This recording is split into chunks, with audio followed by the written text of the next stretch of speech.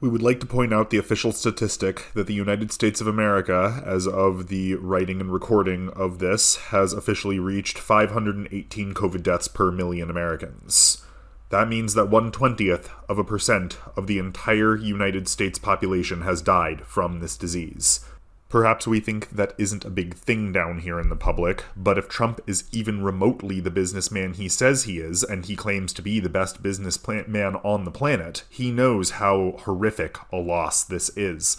And the medical workers, frontline service industries, and individuals at risks are answering for his understanding and negligence.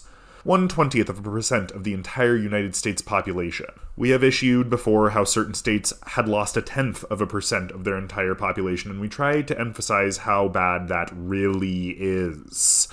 We would like to establish again, in response to all of the Trump supporters demanding the opening of schools again, that Ekonimuh shouldn't matter when it comes to our children.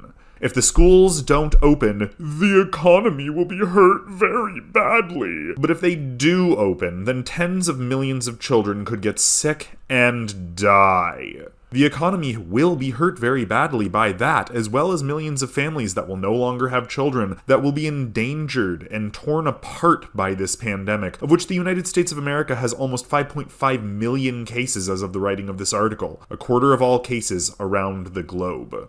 Which is legitimately more important? My economy? Or literally millions of children and families who could die because of the force to pump up my economy? We're sure Grandpa and Grandma will be okay with dying and making sure that McDonald's and AMC keep running, though. Trump still continues to assert that the testing itself manifests the disease, that if we weren't testing, it would disappear, and that the act of testing produces the positive results. He has said of the 1,000 people dying a day, it is what it is. We have been avoiding writing current events for some weeks now because Portland was under attack by this madman who is even now openly encouraging police violence toward civilians. Our city is still in shambles because of the force he laid down, and it becomes more apparent as days go by that this presence, his presence, in our town of Portland, Oregon, is not over. He cannot let it be over. And the entire time he touts that he's done more for people of color than any president, in obvious disrespect of JFK and the Johnson administration, who wrote and passed the Civil Rights Act, and called the results of Abraham Lincoln's tenure as president, quote, debatable, unquote. He has just recently stated the exact same thing he has done for women. He has to make everyone know that he's number one, even about things that he has nothing to do with and obviously has no knowledge of or even sometimes belief in, like climate science, general science, international etiquette, medicine, the internet, video recordings, or anything that does not conform to the desperate need to get attention and let everyone know how much of an ubermensch he thinks he is. All of this has resulted in, legitimately, a 20th% of the population dying in our country. Not getting sick and being on a respirator for a while, not having to hole up and be lonely, not missing out on work, dying. They don't get better from that. But it is what it is. And if you don't think a 20th% is a big thing, you're an idiot and an asshole. It's not fake news. It's not generic propaganda. It's just numbers, which Trump claims to know more about than anyone in the world, yet doesn't seem to grasp them.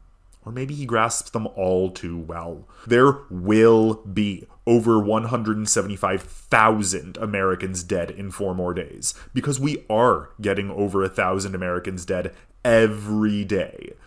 But according to him, it's only happening because we're testing, akin to a guy that we used to know who would literally get into fistfights over his assertions that HIV was made by anal sex, and that anal just made HIV, and that's how it came to be, and always comes to be. This is the same mindset. If you test, you just get more disease. It just makes it, according to Trump, who claims to know more about medicine and vaccines than anyone else in the world.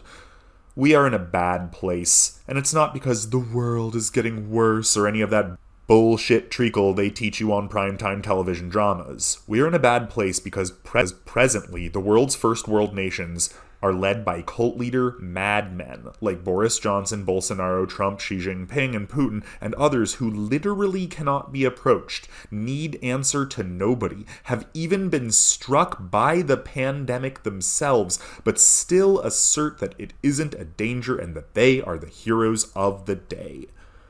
We are in a bad place because dictators and assholes are leading the countries that could bring us out of this place and squandering what good we have for themselves.